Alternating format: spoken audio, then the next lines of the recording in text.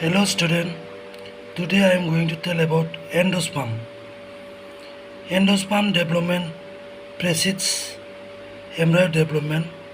The primary endosperm cell divides repeatedly and form a triple endosperm tissue.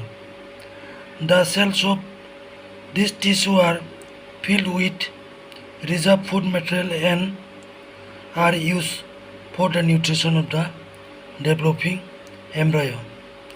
Endosperm is completely used by developing embryo in some seeds like pea, bean, etc. before seed maturation, and in some seeds like castor, coconut, the embryo are persist. Thank you.